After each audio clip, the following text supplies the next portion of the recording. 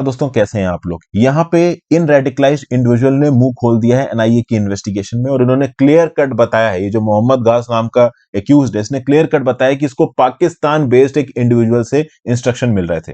कोई पाकिस्तान में बैठा हुआ सलमान भाई है और एक और अबू इब्राहिम है, इसके साथ ये फोन पे टच में था घोष, और इन्होंने स्पेसिफिकली इंस्ट्रक्शंस दिए थे पाकिस्तान वालों ने कि इंडिया के अंदर कुछ ऐसा करो कि सब हिल जाए, तुम्हारे पीसफुल प्रोटेस्ट से कुछ भी होने वाला नहीं है। प्रॉफिट साहब की जो बेइज्जती हुई है उसका बदला लेना है और इसके लिए कुछ अलग तुम्हें करना पड़ेगा, और ये कांड इन्होंने कर दिया। एक और शॉकिंग रेलेवेशन यहां पे निकल के आया है कि कोई बबला भाई करके इंडिविजुअल है जो कि ये जो धनमंडी इलाका है आपका उदयपुर का, वहां पे एक्टिव था। वहीं पे कन्हैया लाल जी की सुप्रीम टेलर की दुकान थी।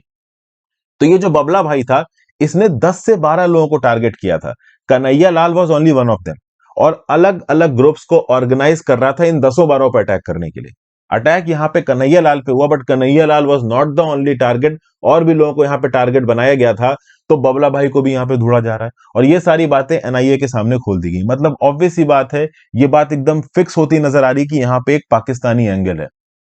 बहुत ही ऑर्गेनाइज तरीके से यहाँ पे कन्हैया लाल की किलिंग को प्लान किया गया था। हो सकता है और लोगों की भी किलिंग प्लान की गई हो, लेकिन कन्हैया लाल की किलिंग के बाद मैटर इतना ज्यादा गर्म हो गया है कि बाकी की हालत ही बिगड़ गई होगी। बहुत सारे इंडिविजुअल्स की फोटो यहाँ पे सर्कुलेट की गई।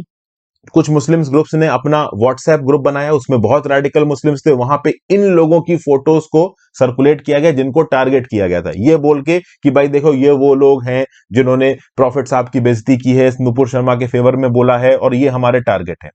और यहां पे अनफॉर्चुनेटली कन्हैया लाल के ऊपर अटैक हुआ।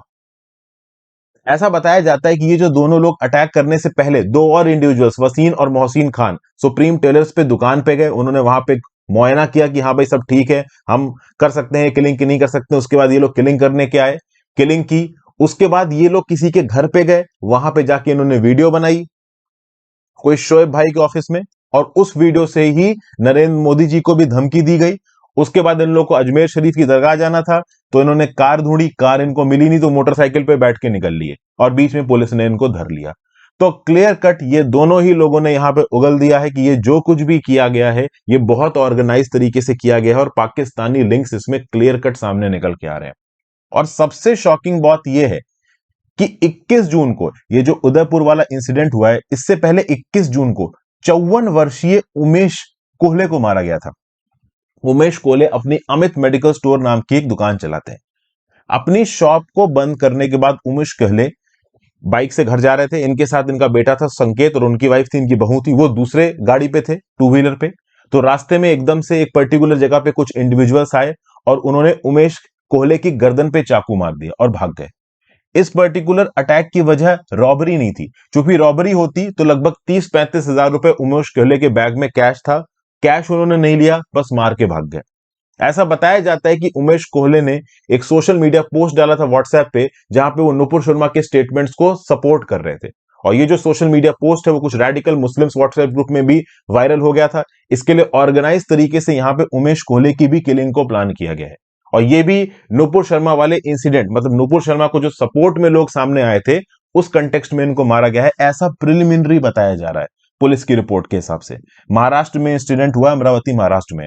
तो एनआईए अभी इस इंसिडेंस में आएगा, अभी इसकी इन्वेस्टिगेशन कंप्लीट नहीं हुई, ये प्रिलिमिनरी रिपोर्ट्स कह रही हैं, क्योंकि रॉबरी यहां पे मोटिव था नहीं।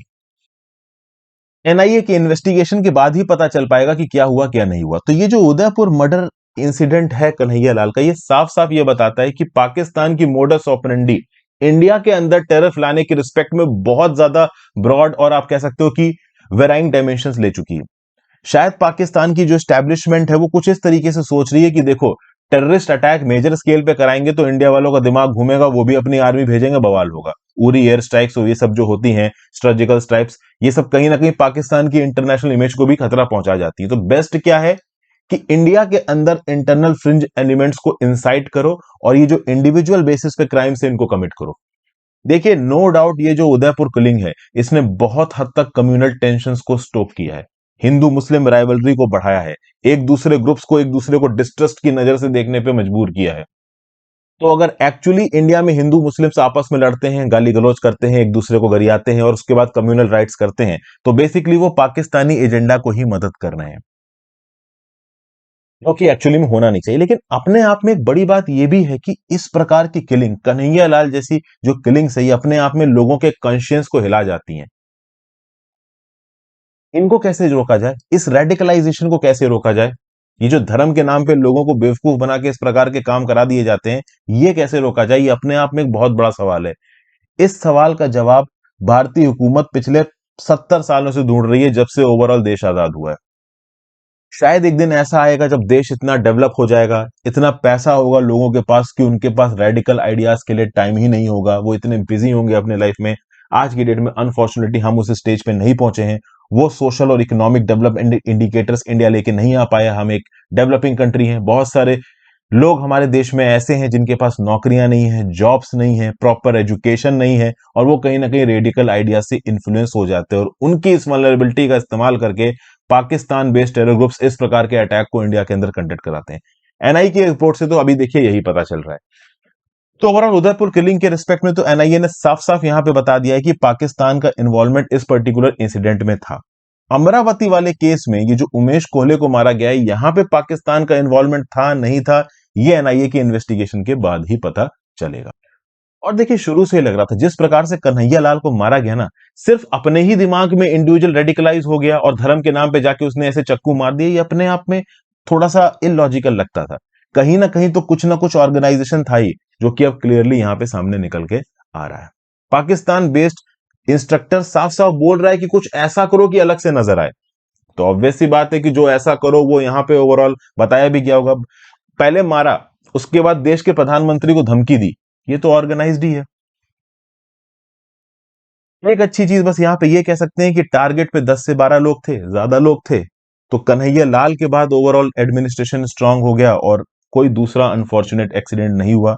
इसी बात से हम खुश हो सकते हैं, और बस यही उम्मीद करेंगे कि ऐसा कोई एक्सीडेंट बाद में ना ही हो और ना ही लोग रेडिकलाइज हो। तो एक बात याद रखिएगा, पाकिस्तानी प्रोपोगंडा में पड़िएगा मत, आपस में लड़िए मत, कोई मतलब नहीं मिलने वाला उससे। जितना हो सके टेम्पर्स को शांत रखने की कोशिश करें। अपने व्यू पॉइंट में नीचे कमेंट बॉक्स में जरूर दीजिएगा। Thank you for watching. Video को लाइक और शेयर करके जाइएगा दोस्तों। Have a great day.